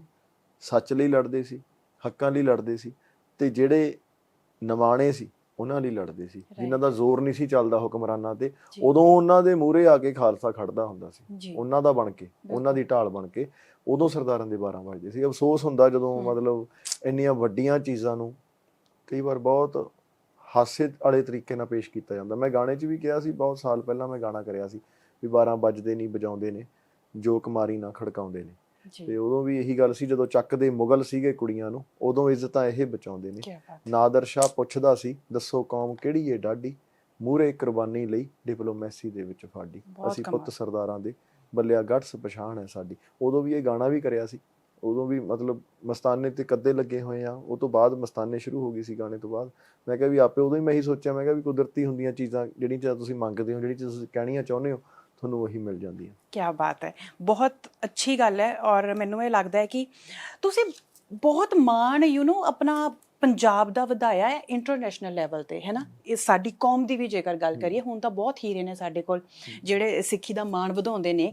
ਨਹੀਂ ਤੇ ਮੈਨੂੰ ਯਾਦ ਹੈ ਕਿ ਬਚਪਨ ਤੋਂ ਹੀ 12 ਵੱਜ ਗਏ ਵਾਲੀ ਗੱਲ ਵੀ ਜੇ ਦੇਖੀਏ, ਬਾਲੀਵੁੱਡ ਦੀ ਫਿਲਮਾਂ ਦੇ ਡਾਇਲੌਗਸ ਵੀ ਨੇ, ਜਾਂ ਫਿਰ ਸਰਦਾਰ ਨੂੰ ਇੱਕ ਕਾਮੇਡੀ ਦਾ ਫਲੇਵਰ ਰੱਖਣ ਦੇ ਲਈ, ਇਮੋਸ਼ਨ ਪਾਉਣ ਦੇ ਲਈ ਹੀ ਕੀਤਾ ਜਾਂਦਾ ਸੀ। ਹੁਣ ਤਾਂ ਪਹਿਲੇ ਤਾਂ ਉੱਥੋਂ ਹੀ ਬਣੂ ਲੈਂਦੇ ਸੀ ਆਪਾਂ ਹੀ, ਹੈ ਨਾ। ਬਟ ਹੁਣ ਸਾਡੇ ਮਤਲਬ ਜਿਹੜੇ ਵੀਰ ਹੈਗੇ ਨੇ ਉਹਨਾਂ ਨੂੰ ਇੱਥੋਂ ਬੁਲਾਇਆ ਜਾਂਦਾ ਹੈ, ਜਾਂ ਤੁਸੀਂ ਵੀ ਬਾਹਰਲੇ ਮੁਲਕਾਂ 'ਚ ਜਾਂਦੇ ਹੋ ਤਾਂ ਲੋਕ ਫੋਲੋ ਕਰਦੇ ਨੇ। ਇਨਫੈਕਟ ਮੈਂ ਇਹ ਵੀ ਦੇਖਿਆ ਕਿ ਤੁਹਾਡੇ ਕੋਲੋਂ ਲੋਕ ਇੰਨੇ ਇੰਸਪਾਇਰ ਨੇ ਤਰਸੇਮ ਵੀਰੇ, ਕਿ ਜਿਹਨਾਂ ਨੇ ਵਾਲ ਕਟਾਏ ਹੁੰਦੇ ਨੇ ਨਾ, ਕੇਸ ਨਹੀਂ ਰੱਖੇ ਹੁੰਦੇ, ਉਹ ਵੀ ਪੱਗ ਬੰਨਦੇ ਨੇਗੇ। ਤੇ ਇਹ ਬਹੁਤ ਅੱਛੀ ਗੱਲ ਹੈ। ਔਰ ਤੁਹਾਡੇ ਗੀਤਾਂ ਦੇ ਥੱਲੇ ਉਹਨਾਂ ਦੇ ਇਹ ਰਿਸਪੈਕਟ ਜਿਹੜੀ ਉਹ ਸ਼ੋਅ ਵੀ ਕਰਦੇ ਨੇ। ਤੇ ਤੁਹਾਡੀ ਫਿਲਮ ਨੂੰ ਲੈ ਕੇ ਐਮੀ ਵੀਰੇ ਨੇ, ਦੇਵ ਵੀਰੇ ਨੇ, ਇਹਨਾਂ ਨੇ ਵੀ ਬਹੁਤ ਤਾਰੀਫ ਕੀਤੀ ਸੀਗੀ ਕਿ ਮਸਤਾਨੇ ਆ ਰਹੀ ਹੈ। ਸੇਮ ਉਸੇ ਤਰ੍ਹਾਂ ਬਾਲੀਵੁੱਡ 'ਚ ਵੀ ਇਸ ਟਾਈਮ ਤੜਥੱਲੀ ਪਈ ਹੋਈ ਹੈ ਕਿ ਗਦਰ 2 ਰਿਲੀਜ਼ ਹੋ ਰਹੀ ਹੈ, ਤੇ ਪੰਜਾਬ ਦੀ ਆਡੀਅנס ਜਿਹੜੇ ਡਾਇਰੈਕਟਰਸ ਐਂਡ ਪ੍ਰੋਡਿਊਸਰਸ ਲਿਟਰਲੀ ਇਸ ਚੀਜ਼ ਨੂੰ ਜਿਹੜਾ ਨੇ ਉਹ ਕੰਪੈਰੀਜ਼ਨ ਕਰ ਰਹੇ ਨੇ। ਨਹੀਂ ਤੇ ਅਸੀਂ ਕਰਦੇ ਹਾਂ ਕਿ ਬਿਜ਼ਨਸ ਨਾ ਡੁੱਬ ਜੇ ਕਿਉਂਕਿ ਸਾਊਥ ਦੀ ਫਿਲਮ ਹੈ, ਬਾਲੀਵੁੱਡ ਦੀ ਹੈ। ਸੋ ਤੁਸੀਂ ਇਸ ਟੇਕ ਨੂੰ ਕਿਵੇਂ ਵੇਖਦੇ ਹੋ? ਇਹ ਸਾਡੀ ਗਰੋਥ ਹੈ, ਸਾਡੀ ਕੌਮ ਦੀ ਵੀ ਗਰੋਥ ਹੈ, ਸਾਡੀ ਇੰਡਸਟਰੀ ਦੀ ਵੀ ਗਰੋਥ ਹੈ, ਤੇ ਸਾਡੇ ਇਤਿਹਾਸ ਦੀ ਵੀ। ਇਹ ਸਾਰਿਆਂ ਦੀ ਜਿੱਤ ਆ ਜੀ। ਇਹ ਮਤਲਬ ਹਜੇ ਸਿਰਫ ਆਪਾਂ ਇਨੀਸ਼ੀਅਲ ਸਟੇਜ ਤੇ ਆ, ਹਨਾ। ਤੇ ਇਹ ਚੀਜ਼ ਕੱਲਿਆਂ ਦੀ ਨਹੀਂ, ਇਹ ਸਾਰੀ ਪੰਜਾਬੀ ਲੈਂਗੁਏਜ ਦੀ ਆ ਜੀ, ਇਹ ਸਾਰੇ ਪੰਜਾਬੀ ਸਿਨੇਮੇ ਦੀ ਆ, ਇਹ ਸਾਰੀ ਆਪਣੀ ਆ। ਇਹੀ ਚੀਜ਼ ਨੂੰ ਅੱਗੇ ਲਿਜਾਣ ਲਈ, ਸਿਨੇਮੇ ਨੂੰ ਅੱਗੇ ਕਰਨ ਲਈ ਆਪਣੇ ਵੱਲੋਂ ਮੈਂ ਇੰਨੇ ਜੋਗਾ ਨਹੀਂ ਹੈਗਾ ਮੈਂ ਇਕੱਲਾ ਸਿਨੇਮੇ ਨੂੰ ਅੱਗੇ ਲੈ ਜਾਊਂਗਾ। ਮੈਂ ਬਹੁਤ ਛੋਟੀ ਚੀਜ਼ ਆ ਇਹ ਸਾਰੇ ਮਾਹੌਲ ਦੇ ਵਿੱਚ, ਸਾਰੀ ਇੰਡਸਟਰੀ ਦੇ ਵਿੱਚ। ਮੈਂ ਆਪਣੇ ਆਪ ਨੂੰ ਇੱਕ ਤਿਣਕਾ ਮਾਤਰੇ ਮੰਨਦਾ, ਕਿਉਂਕਿ ਸਾਡੇ ਤੋਂ ਪੁਰਾਣਿਆਂ ਨੇ ਬਹੁਤ ਜ਼ੋਰ ਲਾਇਆ, ਜਿਨ੍ਹਾਂ ਨੇ ਸਿਨੇਮੇ ਨੂੰ ਇੱਥੇ ਤੱਕ ਲੈ ਕੇ ਆਂਦਾ, ਹਨਾ। ਅਸੀਂ ਤਾਂ ਹੁਣ ਹਜੇ ਲੱਗੇ ਹਾਂ, ਕਿਉਂਕਿ ਭਾਜੀ ਹੁਣੀ ਕਿਹੜੇ ਟਾਈਮ ਤੋਂ ਸਿਨੇਮੇ ਦੇ ਵਿੱਚ ਕੰਮ ਕਰ ਰਹੇ ਆ, ਕਿੰਨੀ ਮਿਹਨਤ ਕਰ ਰਹੇ ਆ। ਪਰ ਹਾਂ ਇਹੀ ਸੋਚਿਆ ਸੀ ਜਦੋਂ ਤੋਂ ਇਹ ਫਿਲਮ ਤੇ ਲੱਗੇ ਆ ਵੀ ਯਾਰ ਅੱਗੇ ਲੈ ਕੇ ਜਾਣਾ, ਕੁਛ ਉਹ ਕਰਨਾ ਵਾ ਜਿਹਦੇ ਨਾਲ ਹੋਰ ਆਡੀਅנס ਜੁੜੇ, ਕੁਛ ਉਹ ਕਰਨਾ ਜਦੋਂ ਸਿਨੇਮੇ ਨੂੰ ਹੁਣ ਮੰਨਣ ਵੀ ਹਾਂ ਹੁਣ ਇਹ ਅਗਲੇ ਫੇਜ਼ ਤੇ ਆ ਗਿਆ। ਕਿਉਂਕਿ ਫੇਜ਼ ਹੁੰਦੇ ਆ ਟਾਈਮ ਤੇ, ਆਪਾਂ ਉਹ ਫੇਜ਼ਾਂ ਚੋਂ ਨਿਕਲਦੇ ਆਏ ਆ। ਹੁਣ ਅਗਲੇ ਫੇਜ਼ ਦੇ ਵਿੱਚ ਜਾਣ ਲਈ ਮੈਨੂੰ ਲੱਗਦਾ ਵੀ ਆਪਾਂ ਨੂੰ ਇਹੋ ਜਿਹੀਆਂ ਚੀਜ਼ਾਂ ਦੀ ਲੋੜ ਆ। ਉਹ ਕਰ ਰਹੇ ਆ। ਐਮੀ ਨੇ ਬਹੁਤ ਸੋਹਣਾ ਬੋਲਿਆ, ਦੇਵ ਵੀਰੇ ਨੇ ਬਹੁਤ ਸੋਹਣਾ ਬੋਲਿਆ। ਮੰਨ ਲਓ ਖੁਸ਼ੀ ਹੁੰਦੀ ਆ ਜਦੋਂ ਉਹਨਾਂ ਨੂੰ ਵੀ ਪਤਾ ਵੀ ਮਿਹਨਤ ਕੀਤੀ ਆ, ਹਨਾ। ਤੇ ਇਹ ਗੱਲ ਮਾਣ ਦੀ ਗੱਲ ਆ ਵੀ ਸਾਡੇ ਭਰਾ ਸਾਡੇ ਨਾਲ ਖੜੇ ਆ, ਹਨਾ। ਰਲ ਮਿਲ ਕੇ ਹੀ ਹੋਣਾ ਇਹ, ਜੇ ਸਾਰਿਆਂ ਦੀ ਸਪੋਰਟ ਆ, ਸਾਰਿਆਂ ਦੇ ਸਾਥ ਨਾਲ ਹੀ ਹੋਣਾ। ਬਹੁਤ ਵਧੀਆ ਗੱਲ ਆ ਵੀ ਉਹਨਾਂ ਨੇ ਕੀਤਾ। ਮੈਂ ਥੈਂਕਸ ਵੀ ਕਰਦਾ ਐਮੀ ਦਾ ਸੁਭਾਅ, ਵੈਸੇ ਐਮੀ ਸਦਾ ਸਪੋਰਟਿਵ ਹੀ ਰਿਹਾ, ਉਹ ਹਮੇਸ਼ਾ ਹੀ ਉਹ ਬੋਲਣ ਤੋਂ ਝਿਜਕ ਨਹੀਂ ਕਰਦਾ। ਤੇ ਬਾਕੀ ਜਿਵੇਂ ਇੱਕ ਗੱਲ ਆ ਨਾ, ਆਪਣੇ ਨੇਚਰ ਦੇ ਵਿੱਚ ਕਈ ਚੀਜ਼ਾਂ ਨੇ, ਜਿਵੇਂ ਸਿੱਖਾਂ ਦੀ ਨੇਚਰ 'ਚ ਲਾ ਲਓ ਜਾਂ ਆਪਣੇ ਪੰਜਾਬ ਦੇ ਵਿੱਚੋਂ ਆਪਾਂ ਨੂੰ ਇਹ ਚੀਜ਼ਾਂ ਖੂਨ 'ਚ ਮਿਲ ਗਈਆਂ। ਜਿਵੇਂ ਆਪਾਂ ਗੱਲ ਕਰਦੇ ਹਾਂ, ਸਾਡੇ ਅੰਦਰ ਉਹ ਪੁਰਾਣੇ ਸੂਰਮਿਆਂ ਤੋਂ ਅਸੀਂ ਜੰਗਲਾਂ 'ਚ ਵੀ ਰਹੇ ਹੋਏ ਹਾਂ, ਤਾਂ ਕਰਕੇ ਸਾਡੇ ਅੰਦਰ ਉਹ ਇੱਕ ਅਣਖੀਪੁਣਾ ਉਹ ਵੀ ਹੈਗਾ ਜੀ, ਸਾਡੇ 'ਚ ਅੜਵਾਈ ਵੀ ਹੈਗੀ ਆ। ਅਤੇ ਉਹਦੇ ਨਾਲ ਨਾਲ ਜੇ ਮੈਂ ਤੁਹਾਨੂੰ ਇੱਕ ਸੀਨ ਸ਼ੇਅਰ ਕੀਤਾ, ਸਾਡੇ 'ਚ ਉਹ ਵੀ ਚੀਜ਼ ਹੈਗੀ, ਅਸੀਂ ਦਾਨੀ ਵੀ ਬਹੁਤ ਤਗੜੇ ਹਾਂ। ਠੀਕ ਆ, ਦਾਨੀ ਵਾਲੀ ਗੱਲ ਜਿਵੇਂ ਆਪਾਂ ਕਰੀਏ, ਹੁਣ ਵੀ ਅੱਜ ਵੀ ਜੋ ਹਾਲਾਤ ਨੇ ਪੰਜਾਬ ਦੇ, ਹੁਣ ਫਲੱਡ ਆਏ ਹੋਏ ਨੇ, ਹੁਣ ਵੀ ਸਾਰੇ ਜਾਣੇ ਕਿਵੇਂ ਇੱਕ ਦੂਜੇ ਦੀ ਬਾਂਹ ਫੜ ਰਹੇ ਆ, ਕਿਵੇਂ ਦਾਨ ਕਰ ਰਹੇ ਆ, ਜੋ ਹੈਗਾ ਸਾਡੇ ਸੁਭਾਅ 'ਚ ਆ ਇਹ ਚੀਜ਼ਾਂ ਸਾਡੇ 'ਚ ਹਮੇਸ਼ਾ ਹੀ ਰਹੀਆਂ ਨੇ। ਉਹ ਇਕੱਲੇ ਪੰਜਾਬ 'ਚ ਨਹੀਂ, ਕਿਤੇ ਵੀ ਹੜ੍ਹ ਆਉਣ ਪੰਜਾਬੀ ਸਭ ਤੋਂ ਪਹਿਲਾਂ ਚਲੇ ਜਾਂਦੇ, ਸਿੱਖ ਸਭ ਤੋਂ ਪਹਿਲਾਂ ਪਹੁੰਚ ਜਾਂਦਾ, ਜਦੋਂ ਕਿ ਬਾਕੀ ਥਾਵਾਂ ਤੇ ਚੀਜ਼ਾਂ ਮਹਿੰਗੀਆਂ ਹੋ ਜਾਂਦੀਆਂ, ਆਪਣੇ ਵਾਲੇ ਜਾ ਕੇ ਫ੍ਰੀ ਕਰ ਦਿੰਦੇ ਆ। ਤੇ ਉਹ ਇਹ ਸਾਡੇ ਸੁਭਾਅ 'ਚ ਮਿਲੀਆਂ। ਅਸੀਂ ਸਿਪਾਹੀ ਵੀ ਹਾਂ, ਅਸੀਂ ਲੜਾਕੇ ਵੀ ਹਾਂ, ਸਿਪਾਹੀ ਵੀ ਹਾਂ, ਅਸੀਂ ਲੜਦੇ ਵੀ ਹਾਂ, ਹੱਕ ਲਈ ਲੜਦੇ ਵੀ ਹਾਂ ਅਸੀਂ। ਉਹ ਵੀ ਸਾਡੇ ਸੁਭਾਅ 'ਚ ਨਹੀਂ, ਕਿਉਂਕਿ ਹੱਕ ਲਈ ਲੜ ਕੇ ਹੀ ਅਸੀਂ ਉਦੋਂ ਦੁਬਾਰਾ ਮਿਸਲਾਂ ਬਣਾਈਆਂ, ਮਿਸਲਾਂ ਬਣਾ ਕੇ ਕਾਮਯਾਬ ਕੀਤੀਆਂ। ਉਹ ਵੀ ਚੀਜ਼ਾਂ ਸਾਡੇ ਵਿੱਚ ਨੇ। ਉਹ ਸਾਡੇ 'ਚ ਅਧਿਆਤਮ ਵੀ ਹੈਗਾ, ਸਾਡੇ 'ਚ ਉਹ ਵੀ ਆ, ਅੰਮ੍ਰਿਤ ਵੇਲੇ ਉੱਠ ਕੇ ਪਾਠ ਕਰਨਾ ਵੀ ਸਾਡੇ 'ਚ ਹੈਗਾ, ਅਸੀਂ ਮੈਡੀਟੇਸ਼ਨ ਵੀ ਕਰਦੇ ਹਾਂ। ਇਹ ਸਾਰੀਆਂ ਚੀਜ਼ਾਂ ਕਲੈਕਟਿਵਲੀ ਸਿੱਖ ਦੇ ਵਿੱਚ ਨੇ। ਠੀਕ ਆ, ਇੱਕ ਚੰਗੇ ਸਿੱਖ 'ਚ ਨੇ। ਠੀਕ ਆ, ਇਹੀ ਚੀਜ਼ਾਂ ਇੱਕ ਚੰਗੇ ਇਨਸਾਨ 'ਚ ਹੋਣੀਆਂ ਚਾਹੀਦੀਆਂ। ਬੇਸਿਕਲੀ ਇਹ ਇਨਸਾਨੀਅਤ ਦੇ ਸਭ ਤੋਂ ਨੇੜੇ ਦੀ ਚੀਜ਼ ਧਰਮ ਹੀ ਹੁੰਦਾ। ਤੁਹਾਨੂੰ ਧਰਮ ਸਭ ਤੋਂ ਪਹਿਲਾਂ ਇਨਸਾਨੀਅਤ ਹੀ ਸਿਖਾਉਂਦਾ, ਮੈਨੂੰ ਇਹ ਲੱਗਦਾ। ਨਹੀਂ, ਬਿਲਕੁਲ ਸੱਚ ਬੋਲਿਆ ਤੁਸੀਂ ਮਿਸਲਾਂ ਦੀ ਗੱਲ ਕੀਤੀ, 12 ਮਿਸਲਾਂ ਨੇ, ਹੈ ਨਾ। ਤੇ ਇਸ ਫਿਲਮ ਦੇ ਵਿੱਚ ਵੀ ਉਸ ਚੀਜ਼ ਨੂੰ ਜਿਹੜਾ ਨਹੀਂ, ਹਜੇ ਤੁਹਾਨੂੰ ਇਹ ਫਿਲਮ ਦੇ ਵਿੱਚ ਅਲੱਗ ਚੀਜ਼ ਮਿਲੂਗੀ। ਬਾਬਾ ਸੁੱਖ ਰੱਖੇ ਉਧਰ ਨੂੰ ਤੁਰਾਂਗੇ। ਅਗਲੇ ਟਾਰਗੇਟ ਬਹੁਤ ਨੇ, ਕਿਉਂਕਿ ਵੀਰੇ ਤੇ ਉਧਰ ਨੂੰ ਤੁਰ ਜੀਏ ਬਸ। ਮੈਂ ਤਾਂ ਅਰਦਾਸ ਕਰਦੀ ਹਾਂ ਵੀ ਸੱਚੀ ਤੁਹਾਨੂੰ ਪਰਮਾਤਮਾ ਇੰਨਾ ਤੁਹਾਨੂੰ ਬਲ ਬਖਸ਼ੇ ਕਿ ਤੁਸੀਂ ਉਸ ਪਾਸੇ ਨੂੰ ਰੁਖ ਜ਼ਰੂਰ ਕਰੋ ਤੇ ਮੁਕੰਮਲ ਹੋਵੋ, ਕਿਉਂਕਿ ਅਸੀਂ ਲੋਕ ਇਦਾਂ ਹੀ ਜੁੜ ਸਕਦੇ ਹਾਂ। ਅਸੀਂ ਲੋਕ ਦੂਰ ਹੀ ਬਹੁਤ ਹੋ ਗਏ ਹਾਂ ਉਸ ਚੀਜ਼ ਤੋਂ। ਹੁਣ ਕਿਸੇ ਕੋਲ ਟਾਈਮ ਨਹੀਂ, ਪੜ੍ਹਦਾ ਕੋਈ ਹੈ ਨਹੀਂ, ਬਿਲਕੁਲ ਨਹੀਂ। ਤੇ ਹੁਣ ਸਿਨੇਮਾ ਚਲੋ ਇੱਥੇ ਹਰੇਕ ਨੂੰ ਆਨੰਦ ਆਉਂਦਾ ਦੇਖ ਕੇ, ਹਨਾ। ਜਦੋਂ ਫਿਲਮਾਂ ਦਾ ਮੈਨੂੰ ਲੱਗਦਾ ਲੈਵਲ ਵੱਡਾ ਹੋਊ ਨਾ, ਆਪਾਂ ਹੁਣ ਸਾਊਥ ਦੇ ਸਿਨੇਮੇ ਨੂੰ ਇੰਨਾ ਆਪਾਂ ਪਸੰਦ ਕਿਉਂ ਕਰਦੇ ਹਾਂ? ਆਪਾਂ ਵੀ ਉਹਨਾਂ ਦੇ ਸਿਨੇਮੇ ਨੂੰ ਪਿਆਰ ਕਰਦੇ ਹਾਂ, ਕਿਉਂਕਿ ਆਪਾਂ ਨੂੰ ਚੰਗੀ ਚੀਜ਼ ਨੂੰ ਪਸੰਦ ਆਉਂਦੀ ਆ, ਆਪਾਂ ਨੂੰ ਵਧੀਆ ਲੱਗਦੀ ਆ। ਪਰ ਉਹਨਾਂ ਨੇ ਆਪਣੀ ਲੈਂਗੁਏਜ ਨੂੰ ਬਹੁਤ ਪਿਆਰ ਕੀਤਾ, ਆਪਣੇ ਸਿਨੇਮੇ ਨੂੰ ਪਿਆਰ ਕੀਤਾ, ਉਹਨਾਂ ਨੇ ਵੱਡਾ ਕੀਤਾ, ਮਿਹਨਤ ਨਾਲ ਵੱਡਾ ਕੀਤਾ। ਉਹਨਾਂ ਨੂੰ ਕੋਈ ਵੱਡਾ ਕਰਿਆ ਕਰਾਇਆ ਨਹੀਂ ਮਿਲ ਗਿਆ, ਉਹਨਾਂ ਨੇ ਵੀ ਮਿਹਨਤ ਕੀਤੀ, ਆਪਾਂ ਵੀ ਕਰ ਰਹੇ ਹਾਂ। ਜਦੋਂ ਉਹ ਕਰ ਸਕਦੇ ਨੇ ਤਾਂ ਆਪਾਂ ਵੀ ਕਰ ਸਕਦੇ ਹਾਂ। ਆਪਣੇ ਕੋਲ ਆਰਟਿਸਟ ਵਧੀਆ ਨੇ, ਆਪਣੇ ਕੋਲ ਰਾਈਟਰ ਵਧੀਆ ਨੇ, ਡਾਇਰੈਕਟਰ ਵਧੀਆ ਨੇ। ਸਿਰਫ ਬਜਟ ਦਾ ਪ੍ਰੋਬਲਮ ਆ। ਬਜਟ ਕਿੱਥੋਂ ਆਉਣਾ? ਜਦੋਂ ਫਿਲਮਾਂ ਨੇ ਬਜਟ ਅਰਨ ਕਰਨਾ, ਜਦੋਂ ਉਹਦੀ ਕਲੈਕਸ਼ਨ ਅਰਨ ਕਰਨੀ ਆ, ਬਜਟ ਵੱਡਾ ਹੋ ਜਾਣਾ। ਠੀਕ ਆ, ਸਿੰਪਲ ਚੀਜ਼ ਆ ਇਹ ਹੁਣ ਇਹਦੇ ਲਈ ਇਹ ਫਿਲਮ ਲਈ ਤਾਂ ਹੀ ਸਾਰਿਆਂ ਨੂੰ ਅਪੀਲ, ਸਾਰਿਆਂ ਨੂੰ ਜ਼ੋਰ ਲਾ ਰਹੇ ਆ ਵੀ ਇਹ ਵੱਡੀ ਹੋਊਗੀ। ਤੁਹਾਨੂੰ ਇੱਕ ਚੀਜ਼ ਕਰਕੇ ਦਿਖਾਈ ਆ। ਪਹਿਲਾਂ ਬਹੁਤ ਇੰਟਰਵਿਊਆਂ 'ਚ ਬਹੁਤ ਚੀਜ਼ਾਂ ਮੈਂ ਕਹੀਆਂ ਵੀ ਕੁਛ ਬਣਾਉਣਾ, ਕੁਛ ਡਰੀਮ ਪ੍ਰੋਜੈਕਟ ਆ, ਸਪੋਰਟ ਕਰੋ, ਤੁਹਾਡੀ ਸਪੋਰਟ ਦੀ ਲੋੜ ਆ। ਪਰ ਹੁਣ ਤੁਹਾਨੂੰ ਉਹ ਪਹਿਲਾ ਡਰੀਮ ਪ੍ਰੋਜੈਕਟ ਬਣਾ ਕੇ ਦਿਖਾਇਆ, ਹੁਣ ਤੁਸੀਂ ਸਪੋਰਟ ਕਰਨੀ ਆ, ਤੁਸੀਂ ਕਲੈਕਸ਼ਨ ਵੱਡੀ ਕਰਨੀ ਆ। ਕਲੈਕਸ਼ਨ ਵੱਡੀ ਕਰਕੇ ਸਾਨੂੰ ਇਹ ਨਹੀਂ ਹੈਗਾ ਵੀ ਅਸੀਂ ਕੋਈ ਜੇਬਾਂ ਭਰ ਕੇ ਬਹੁਤ ਸਵਾਦ ਲੈਣਾ, ਤੁਹਾਨੂੰ ਉਹ ਤੋਂ ਅਗਲੀ ਚੀਜ਼ ਫਿਰ ਦਿਖ ਜਾਣੀ ਆ। ਠੀਕ ਆ, ਆਪਾਂ ਸਾਰਿਆਂ ਨੇ ਆਪਣੇ ਲਈ ਚੀਜ਼ਾਂ ਬਣਾਉਣੀਆਂ ਨੇ। ਇਹ ਨਹੀਂ ਵੀ ਮੈਂ ਤੁਹਾਡੇ ਲਈ ਬਣਾਈ ਆ, ਮੈਂ ਸਾਰਿਆਂ ਲਈ ਬਣਾਈ ਆ। ਸਾਡੇ ਲਈ ਵੀ ਬੱਚੇ ਬਣਾਈ ਆ, ਸਾਡੇ ਵੀ ਕੱਲ੍ਹ ਨੂੰ ਪਰਿਵਾਰਾਂ ਨੇ ਫਿਲਮਾਂ ਦੇਖਣੀਆਂ, ਸਾਡੇ ਵੀ ਕੱਲ੍ਹ ਨੂੰ ਆਉਣ ਵਾਲੀਆਂ ਪੀੜ੍ਹੀਆਂ ਨੇ ਘਰਾਂ 'ਚ ਫਿਲਮਾਂ ਦੇਖਣੀਆਂ, ਜਵਾਕਾਂ ਨੇ ਫਿਲਮਾਂ ਦੇਖਣੀਆਂ, ਸਾਰਿਆਂ ਨੇ ਦੇਖਣੀਆਂ, ਸਾਰਿਆਂ ਦੇ ਬੱਚਿਆਂ ਨੇ ਦੇਖਣੀਆਂ। ਹੌਲੀ ਹੌਲੀ ਉਹ ਅੱਗੇ ਦੀ ਅੱਗੇ ਚੱਲਦੀਆਂ ਰਹਿਣੀਆਂ। ਤਾਂ ਉਦੋਂ ਸਾਨੂੰ ਵੀ ਮਾਣ ਹੋਊਗਾ ਵੀ ਇਹ ਚੀਜ਼ਾਂ ਯਾਰ ਪਰਮਾਤਮਾ ਨੇ ਸਾਤੋਂ ਬਣਵਾ ਲਈਆਂ, ਵੀ ਉਹ ਚੀਜ਼ਾਂ ਕਲੈਕਟਿਵਲੀ ਹੋਣੀਆਂ ਨੇ, ਵੱਡੀਆਂ ਰਲ ਮਿਲ ਕੇ ਹੀ ਵੱਡੀਆਂ ਕਰਾਂਗੇ। ਬਿਲਕੁਲ। ਤੁਸੀਂ ਪਰਿਵਾਰਾਂ ਦੀ ਗੱਲ ਕੀਤੀ, ਮੈਂ ਪਹਿਲੇ ਵੀ ਪੁੱਛਦੀ ਹੁੰਦੀ ਹਾਂ। ਸੋ ਜਦੋਂ ਟੀਜ਼ਰ ਘਰਦਿਆਂ ਨੇ ਦੇਖਿਆ, ਹਾਂਜੀ, ਉਹਨਾਂ ਦਾ ਕੀ ਰਿਐਕਸ਼ਨ ਸੀਗਾ? ਤੁਸੀਂ ਉਹਨਾਂ ਦੇ ਕੋਲ ਸੀਗੇ ਜਾਂ ਨਹੀਂ? ਮੈਂ ਨਹੀਂ, ਕੋਲ ਕਿੱਥੇ ਹੁੰਦੇ ਸੀ, ਤੇ ਕੰਮ 'ਚ ਇੰਨੇ ਅਲਝੇ ਹੋਏ ਸੀ। ਟੀਜ਼ਰ ਤਾਂ ਜਦੋਂ ਆਇਆ ਉਦੋਂ ਵੀ ਬਾਹਰ, ਹੁਣ ਤਾਂ ਮਸਤਾਨੇ ਨੇ ਤਾਂ ਭੂਤ ਨਹੀਂ ਭੁਲਾਈ ਆ। ਤੇ ਉਦੋਂ ਵੀ ਉਹਨਾਂ ਨੇ ਜਦ ਦੇਖਿਆ, ਦੇਖ ਕੇ ਫਿਰ ਫੋਨ ਆਇਆ, ਬਹੁਤ ਜ਼ਿਆਦਾ ਵਧੀਆ ਲੱਗਿਆ। ਕਿਉਂਕਿ ਚਲੋ ਘਰੇ ਤਾਂ ਉਹਨਾਂ ਨੂੰ ਤਾਂ ਬਹੁਤ ਜ਼ਿਆਦਾ ਪਸੰਦ ਆਉਣਾ ਹੀ ਆ, ਕਿਉਂਕਿ ਇਹੀ ਚੀਜ਼ਾਂ ਤਾਂ ਹਮੇਸ਼ਾ ਉਹਨਾਂ ਨੇ ਸੋਚੀਆਂ ਨੇ ਵੀ ਮੈਂ ਕੁਛ ਇੱਦਾਂ ਦਾ ਕਰਾਂ ਜਾਂ ਇੱਦਾਂ ਦਾ ਹੋਵਾਂ। ਇਹੀ ਚੀਜ਼ਾਂ ਉਹਨਾਂ ਨੇ ਸ਼ਾਇਦ ਮੰਗੀਆਂ ਨੇ ਹਮੇਸ਼ਾ ਹੀ ਅਰਦਾਸ 'ਚ, ਤਾਂ ਹੀ ਮੈਂ ਇਹ ਚੀਜ਼ਾਂ ਕਰ ਰਿਹਾ। ਉਹਨਾਂ ਦੀਆਂ ਮੰਗੀਆਂ ਹੋਈਆਂ ਤੇ ਬਹੁਤ ਜ਼ਿਆਦਾ ਖੁਸ਼ ਨੇ। ਮੈਨੂੰ ਇਹੀ ਆ ਬਸ ਵੀ ਆਪਣੀ ਚਲੋ ਕਿਰਤ ਨਾਲ ਇਨਸਾਫ ਕਰੀ ਜਾਈਏ। ਸਾਡਾ ਕੰਮ ਆ ਫਿਲਮਾਂ ਬਣਾਉਣਾ, ਹਨਾ। ਇਹ ਸਾਡੀ ਕਿਰਤ ਆ। ਇਹ ਕੋਈ ਇਹ ਨਹੀਂ ਇਹ ਫਿਲਮ ਬਣਾ ਕੇ ਅਸੀਂ ਕਿਸੇ ਤੇ ਅਹਿਸਾਨ ਨਹੀਂ ਕੀਤਾ, ਇਹ ਸਾਡੀ ਕਿਰਤ ਆ।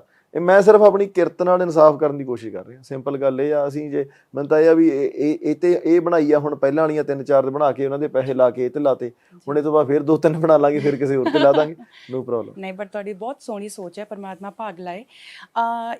ਇੱਕ ਜ਼ਿਕਰ ਜ਼ਰੂਰ ਕਰਨਾ ਚਾਹਾਂਗੇ, ਸਿਮੀ ਇਸ ਫਿਲਮ ਦੇ ਵਿੱਚ ਹੈ ਨਾ, ਉਹਨਾਂ ਦਾ ਕਰੈਕਟਰ ਮਤਲਬ ਕਿਤੇ ਨਾ ਕਿਤੇ ਤੁਹਾਨੂੰ ਗੂਜ਼ ਬੰਪਸ ਦਿੰਦਾ, ਲੂ ਕੰਡੇ ਖੜੇ ਕਰਾਉਂਦਾ, ਕਿਉਂਕਿ ਅਸੀਂ ਵਾਕਈ ਉਸ ਦੌਰ ਦੇ ਵਿੱਚ ਕੀ ਸੀਗਾ। ਸਿੰਮੀ ਦੇ ਨਾਲ ਕਿਹੋ ਜਿਹਾ ਬੌਂਡ ਹੈ ਤੁਹਾਡਾ? ਤੁਸੀਂ ਜਿੰਨੇ ਕਾਮ ਐਂਡ ਕੰਪੋਜ਼ਡ ਹੋ, ਉਹ ਉਨੇ ਹੀ ਚੁਲਬੁਲੇ, ਉਨੇ ਹੀ ਸ਼ਰਾਰਤੀ ਐਂਡ ਉਨੀ ਜ਼ਿਆਦਾ ਸ਼ੀ ਇਜ਼ ਵੈਰੀ ਕਲੀਅਰ, ਬਹੁਤ ਕਲੀਅਰ ਹਾਰਟਡ ਨੇ। ਕਿਸ ਤਰ੍ਹਾਂ ਦਾ ਬੌਂਡ ਹੈ? ਵਧੀਆ ਸਾਡਾ, ਇਹੀ ਤਾਂ ਫਿਰ ਵਧੀਆ ਲੱਗਦੀ ਹੁੰਦੀ ਚੀਜ਼। ਹੁਣ ਜੇ ਸਾਰੇ ਮੇਰੇ ਵਰਗੇ ਹੁਣ ਇਸ ਤਾਂ ਬੋਰ ਹੋ ਜਾਈਏ। ਨਹੀਂ, ਮੈਂ ਸੁਣਿਆ ਕਿ ਤੁਸੀਂ ਮਤਲਬ ਸਾਡੇ ਸਾਹਮਣੇ ਜਾਂ ਮਤਲਬ ਪਰਾਇਆਂ ਸਾਹਮਣੇ ਥੋੜਾ ਇਦਾਂ, ਉਦਾਂ ਤੁਸੀਂ ਯੂ ਆਰ ਟਾਕੇਟਿਵ ਐਂਡ ਨਹੀਂ, ਉਦਾਂ ਤਾਂ ਮੈਂ ਬੋਲਦਾ, ਬਹੁਤ ਘੱਟ ਲੋਕਾਂ 'ਚ ਬੋਲਦਾ। ਫਿਰ ਉੱਥੇ ਜਿੱਥੇ ਬਹੁਤ ਪੂਰਾ ਮੇਰਾ ਕੰਫਰਟ ਜ਼ੋਨ ਹੋਵੇ ਫਿਰ ਵਧੀਆ ਹੁੰਦਾ। ਸਿੰਮੀ ਨਾਲ ਬਹੁਤ ਵਧੀਆ, ਸਿੰਮੀ ਨਾਲ ਤਾਂ ਰੱਬ ਦੇ ਰੇਡੀਓ ਤੋਂ ਲੈ ਕੇ ਸਿੰਮੀ ਦਾ ਟੀਮ, ਵਿਲੀਅਨ ਦਾ ਟੀਮ ਦਾ ਪਾਰਟ ਆ। ਸਿੰਮੀ ਬਹੁਤ ਸੋਹਣਾ ਕੰਮ ਕੀਤਾ ਜੀ। ਬਹੁਤ ਅੱਛੀ ਗੱਲ ਹੈ। ਤੇ ਇੱਕ ਸਭ ਤੋਂ ਵੱਡੀ ਗੱਲ, ਜਦੋਂ ਵੀ ਅਸੀਂ ਕੋਈ ਕਮਰਸ਼ੀਅਲ ਪਲਾਟ ਕਰਦੇ ਹਾਂ, ਚਾਹੇ ਉਹ ਪੀਰੀਓਡਿਕ ਹੋਵੇ, ਭਾਵੇਂ ਉਹ ਹੈ ਨਾ ਕਿਸੇ ਵੀ ਚੀਜ਼ ਨੂੰ ਰਿਪਰੈਜ਼ੈਂਟ ਕਰਦਾ ਹੋਵੇ, ਮਿਊਜ਼ਿਕ ਇਸ ਫਿਲਮ ਦਾ ਆਮ ਸ਼ੋਰ ਇੱਕ ਚੈਲੰਜ ਹੋਏਗਾ ਤੁਹਾਡੇ ਲਈ। ਮਿਊਜ਼ਿਕ ਬਹੁਤ ਵੱਡਾ ਚੈਲੰਜ ਸੀ, ਕਿਉਂਕਿ ਤੁਸੀਂ ਉਹ ਟਾਈਮ 'ਚ ਰਹਿਣਾ ਨਾ ਜੀ। ਉਹ ਅੱਜ ਦਾ ਮਿਊਜ਼ਿਕ ਤਾਂ ਪੈ ਨਹੀਂ ਸਕਦਾ, ਬਿਲਕੁਲ ਅੱਜ ਦੀਆਂ ਕੰਪੋਜੀਸ਼ਨਾਂ ਨਹੀਂ ਹੋ ਸਕਦੀਆਂ ਜੀ, ਲਿਰਿਕਸ ਇਦਾਂ ਦੇ ਨਹੀਂ ਹੋ ਸਕਦੇ। ਉਹ ਚੈਲੰਜ ਸੀ, ਪਰ ਉਹਦੀ ਖਾਸੀਅਤ ਵੀ ਉਹੀ ਨਿਕਲਣੀ ਆ, ਸਪੈਸ਼ਲਿਟੀ ਵੀ ਇਹੀ ਲੱਗਣੀ ਆ ਫਿਲਮ ਦੀ। ਜਦੋਂ ਮਿਊਜ਼ਿਕ ਵੀ ਰਿਲੀਜ਼ ਹੋਊਗਾ ਤਾਂ ਤੁਹਾਨੂੰ ਮਾਹੌਲ ਉਹਦੇ 'ਚ ਲੈ ਕੇ ਜਾਊਗਾ। ਹਾਂ, ਕਿਉਂਕਿ ਸਾਰੇ ਕਹਿੰਦੇ ਨੇ ਕਿ ਕੁਲਵੀਰ ਵੀਰਾ ਜਿਹੜੇ ਹੈਗੇ ਨੇ ਵੀ, ਉਹ ਲੱਕੀ ਚਾਮ ਨੇ ਵੀ, ਉਹਨਾਂ ਦਾ ਇੱਕ ਗੀਤ ਜ਼ਰੂਰ ਹੁੰਦਾ। ਇਹ 'ਚ ਕੁਲਵੀਰ ਦਾ ਵੀ ਨਹੀਂ ਹੈਗਾ, ਇਹ 'ਚ ਮਤਲਬ ਹੈਗਾ ਕੁਲਵੀਰ ਦਾ ਪੂਰਾ ਗੀਤ ਨਹੀਂ ਹੈਗਾ, ਹਾਜ਼ਰੀ ਜ਼ਰੂਰ ਹੈਗੀ, ਹਾਜ਼ਰੀ ਤਾਂ ਹੈਗੀ ਆ, ਹਾਜ਼ਰੀ ਹੈਗੀ ਹੈ ਕੁਲਵੀਰ। ਅਖੀਰ 'ਚ ਇੱਕ ਬਹੁਤ ਅਹਿਮ ਸਵਾਲ, ਜਿਸ ਚੀਜ਼ ਦਾ ਅਸੀਂ ਜ਼ਿਕਰ ਤੇ ਕਰਦੇ ਹਾਂ ਪਰ ਅਸੀਂ ਦਿਲੋਂ ਉਸ ਚੀਜ਼ ਨੂੰ ਨਹੀਂ ਮੰਨਦੇ, ਸ਼ਾਇਦ ਇਸੇ ਲਈ ਨੈਗੇਟਿਵਿਟੀ, ਡਿਪਰੈਸ਼ਨ, ਐਂਜ਼ਾਇਟੀ ਦਾ ਹਰ ਬੰਦਾ ਸ਼ਿਕਾਰ ਹੋ ਰਿਹਾ, ਉਹ ਹੈ ਬਾਣੀ। ਅਸੀਂ ਉਹਦੇ ਬਾਰੇ ਜ਼ਿਕਰ ਕਰਦੇ ਹਾਂ ਪਰ ਜੁੜ ਨਹੀਂ ਪਾਉਂਦੇ। ਗੁਰੂ ਗ੍ਰੰਥ ਸਾਹਿਬ ਜੀ ਦੀ ਗੱਲ ਕਰ ਲਈ ਦੀ, ਤੁਸੀਂ ਤਾਂ ਸਿਮਰਨਾ ਪਾਇਆ ਹੀ ਹੋਇਆ, ਤੁਹਾਡੇ ਨਾਲ ਪਹਿਲੇ ਵੀ ਇਸ ਬਾਰੇ ਗੱਲ ਹੋਈ ਆ। ਸੋ ਵੀਰੇ, ਤੁਹਾਡੀ ਬਿਜ਼ੀ ਸਕੈਡਿਊਲ ਦੀ ਜੇਕਰ ਆਪਾਂ ਗੱਲ ਕਰੀਏ, ਤੁਹਾਡੀ ਰੂਟੀਨ ਦੇ ਵਿੱਚ ਮੈਡੀਟੇਸ਼ਨ, ਪਾਠ, ਇਹ ਚੀਜ਼ਾਂ ਤੁਸੀਂ ਕਿਸ ਤਰ੍ਹਾਂ ਮੇਨਟੇਨ ਕਰਕੇ ਰੱਖਦੇ ਹੋ? ਆਪੇ ਹੋ ਜਾਂਦੀਆਂ। ਸਵੇਰੇ ਉੱਠ ਕੇ ਸਾਰਿਆਂ ਕੋਲ ਟਾਈਮ ਹੁੰਦਾ, ਉਹ ਤੁਹਾਡੇ ਤੇ ਆ ਵੀ ਤੁਸੀਂ ਦੇਣਾ ਕਿ ਨਹੀਂ ਦੇਣਾ ਜੀ। ਮਤਲਬ ਉੱਠਣ ਸਾਰ ਕਿਹੜੇ ਬੰਦੇ ਨੂੰ ਕਿਹੜਾ ਕੰਮ ਹੁੰਦਾ, ਮੈਨੂੰ ਨਹੀਂ ਲੱਗਦਾ। ਮਤਲਬ ਮੇਰਾ ਇਹ ਚੀਜ਼ ਨਹੀਂ ਹੋਈ ਕਦੇ ਵੀ ਉੱਠੀਏ। ਤੁਸੀਂ ਰਾਤ ਨੂੰ ਲੇਟ ਸੁੱਤੇ ਹੋ, ਜਦੋਂ ਵੀ ਉੱਠੋਗੇ ਸਵੇਰ ਤਾਂ ਉਦੋਂ ਹੀ ਆ ਨਾ, ਹਨਾ। ਉਹ ਤੋਂ ਬਿਨਾਂ ਤੁਸੀਂ ਵੈਸੇ ਵੀ ਅਰਲੀ ਉੱਠਦੇ ਹੋ।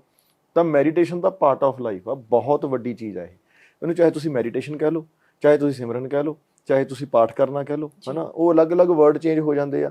ਹੁਣ ਮੈਨੂੰ ਇੱਕ ਚੀਜ਼ ਬੜੀ ਫੀਲ ਹੁੰਦੀ ਆ, ਸਾਰੇ ਬੰਦੇ ਹੁਣ ਨਾ 3-4 ਚੀਜ਼ਾਂ ਜਿਹੜੀਆਂ ਪੂਰੀਆਂ ਚੱਲ ਰਹੀਆਂ, ਹਨਾ। ਮਤਲਬ ਇਸ ਟਾਈਮ ਮਾਰਕੀਟ 'ਚ ਹੌਟ ਨੇ ਪੂਰੀਆਂ, ਹਨਾ।